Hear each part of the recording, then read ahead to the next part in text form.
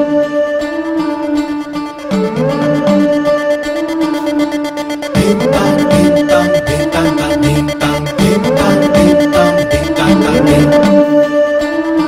रामराम मंडळी. या कार्यक्रमात पुन्हा एकदा सर्वांचं स्वागत. मित्रांनो, सध्या नगरपालिकेची निवडणुकीची रणधुमाळी सुरू आहे आणि त्यातच आपण आता सध्या आलोय पारोळा या शहरामध्ये. पारोळा शहरामधलं नेमकं नगरपालिकेच्या निवडणुकीचं वातावरण काय आहे, इथली परिस्थिती नेमकी काय चालली आहे. गुलाबी थंडी पडली आहे आणि या गुलाबी थंडीमध्ये आपण त्यांच्याशी गप्पा मारण्यासाठी आलोय. या परिसरातल्या म्हणजेच वॉर्ड क्रमांक 8 मधल्या काही महिला या ठिकाणी आहेत. चौकात नेहमी गप्पा मारणाऱ्या या महिला आज कॅमेरा समोर बोलायचं असं म्हटल्यानंतर लगेच इकवटल्या आणि आपल्या मनातलं जे काही चाललंय की निवडणुकीबद्दल असेल, इथल्या प्रश्नांबद्दल असेल, ते दिलखुलासपणे बोलण्यासाठी ते आपल्यासोबत या ठिकाणी जुळल्यात. आपण त्यांचं सगळ्यांचं स्वागत करूयात. रामराम मंडळी कार्यक्रमामध्ये तुमचं सगळ्यांचं स्वागत. काय सांगणार सध्या परिस्थिती तुमच्या या पारोळा नगरपालिकेची काय आहे आणि काय वाटतं, चित्र कसं आहे नगरपालिकेचं? आमच्या गलीमध्ये 11 वर्ष झाले आलेले ते निवडणूक आले, पण त्यांनी काहीच काही केलं नाही. कार्यक्रम गटरी केल्या नाही, रोड केले नाही, आपण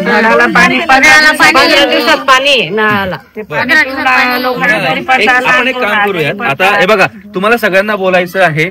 बोलताना आपण एकेकाने एक समस्या मांडूयात. म्हणजे कॅमेरा समोर मांडताना आपल्याला त्या समस्या, तुमच्या ज्या अडचणी आहेत त्या प्रखरपणे मांडता येतील. मला ताई तुम्ही सांगा की नेमके तुमच्या इथले अडचणी काय, प्रश्न काय आहेत? बोला तुम्ही. ते म्हणजे 15 दिवसात पाणी येतं आमच्याकडे आणि सोय म्हणजे गटर काढायला येतात, अर्ध काढताना अर्धच काढताना, आणि रोड मध्ये असे खड्डे आहेत की चालताना सुद्धा मनुष्य पडून जातात.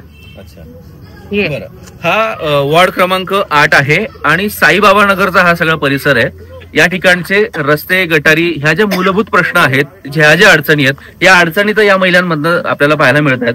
पण काय वाटतं, तुमच्या इथं जे कोणी नगरसेवक होते त्यांनी काही विकास कामं केलेत का? तुमच्या अडचणी काही संपल्या आहेत का? त्याबद्दल आपण विचारत. काय वाटतं ताई? नाही, कामच झाले नाही आमच्याकडे. अच्छा. आणि 15 दिवसाने 4 महिने गटरी काढायला येत नाही आमच्याकडे. घाण होऊन जाते ना, तर भयंकर घाण होते. डास, मच्छर इतके भयंकर अगदी त्रास देत आहे. बरं, आता काय सध्या चित्र काय वाटतं की नेमकं आता नगरपालिकेमध्ये परत ते उमेदवार येतील, मतदान मागतील, तर काय चित्र वाटतं तुम्हाला समोर?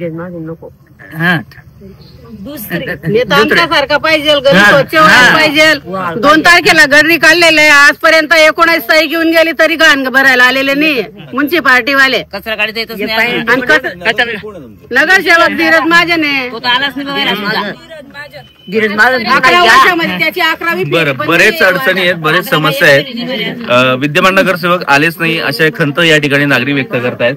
काय वाटतं ताई तुम्हाला? धीरज महाजन आमच्या वार्डामध्ये निवडून आलेले आहेत. 9 वर्ष होऊन गेले आमच्या वार्डामध्ये, त्यांनी तोंड सुद्धा दाखवायला आलेले नाहीये.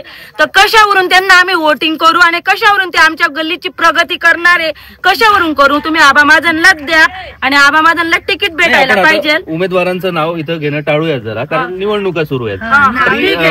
कुणी येणार आहे किंवा तुमच्या मनात काय चाललंय त्या भावना तुम्ही मांडू शकतात, परंतु तुम्हाला आता या ठिकाणी नवीन चेहरा यावा. नवीन चेहरा आबा महाजनचाच यावा ना, मग तोच म्हणतोय ना, आबा महाजनच यावा. गल्लीतला इथे सर्व उभे राहणारे 8 नंबर वार्डाच्या महिला आहेत. एकही कोणत्या नाहीये की कोणी पैशावरून आलेल्या नाही. इथं सर्व प्रेमावरून, एका आरवड्यामध्ये माझ्या शब्दावरून आलेल्या महिला आहेत. त्यांनाही वाटतं की आमच्या गल्लीतला माणूस यावं आणि आम्ही हाकावून त्याच्या घरी जाणार आहे. आम्ही धीरज महाजनला बघितले, विचारून घ्या बाकीच्या महिलांना. धीरज महाजनला बघितलेलं का? मी नाही सांगत, पण बायांना विचारा. आपण आता हा विषय जरा वेगळ्या पद्धतीने घेऊयात. पक्षाचा उमेदवार किंवा अपक्ष उमेदवार अशा पद्धतीने जेव्हा आपण राजकारणाकडे बघतो, तर काय वाटतं, नागरिक पक्षाकडे बघून या ठिकाणी मतदान करतील का अपक्षांना देखील या ठिकाणी संधी मिळू शकते? अपक्ष उमेदवार आम्हाला जर आमच्या पक्ष नाही पक्ष भेटलं तर मग आम्ही अपक्ष उमेदवाराला जाणू. मग आम्ही त्याच्याकडनं आहेत. मग पक्षवाला कितीही जोर करेल तरी आमच्या पक्ष जर आम्हाला नाही भेटला तर आम्ही अपक्ष सुद्धा लढायला तयार आहे. एवढे महिला आहे आणि आमच्या गलीमध्ये जेवढे पुरुष आहेत ते पण अपक्ष. आता मला सांगा, निवडणुकीला जर सामोरं जायचंय तर अपक्ष म्हणून तुम्ही तुमच्यापैकी कोण इच्छुक आहेत किंवा कोण उभं राहणार आहे की जे निवडणुकीला सामोरं जाणार आहे, किंवा तुमचा अपक्ष मधला कुठला उमेदवार आहे की तुम्हाला असं वाटतं की तो निवडून आला पाहिजे? योगिता सुनील महाजन. अच्छा, बरं. हे उमेदवारी करतायत? हो, करतायत. ओके. या ठिकाणी अपक्ष उमेदवारी करणाऱ्या ज्या आहेत त्यांना या ठिकाणी चेहरा बदलून संधी द्यावी असे काहीतरी संमिश्र प्रतिक्रिया नागरिकांच्या मिळत आहेत.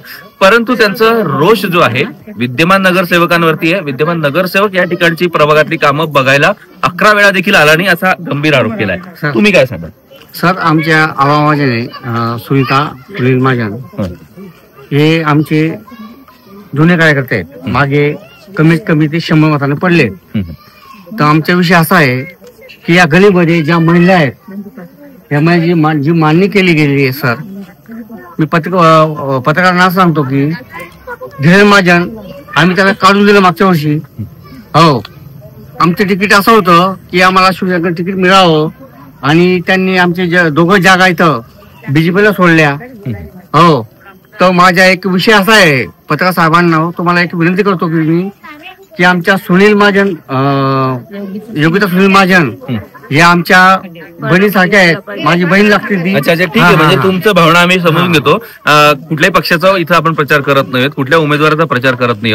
सर्वसामान्य नागरिकांच्या मनात नेमकं काय चाललंय हे आपण जाणून घेण्याचा प्रयत्न करतो. आपण पारोळ्यातल्या इतरही प्रभागांमध्ये जाणार आहोत. रात्रीचा हा सगळा अंधार आहे आणि या अंधारात तरी देखील निवडणुकीचा चांगलाच माहोल रंगू लागलाय. आपण या पुढच्या व्हिडिओमध्ये देखील बघणार आहोत की इतर प्रभागांमध्ये नेमकं काय चाललंय. तोपर्यंत आमचं चॅनल सबस्क्राईब करा, लाईक करा आणि भरपूर असं शेअर करा. मी अभिजित पाटील, आवाज मराठी, जळगाव.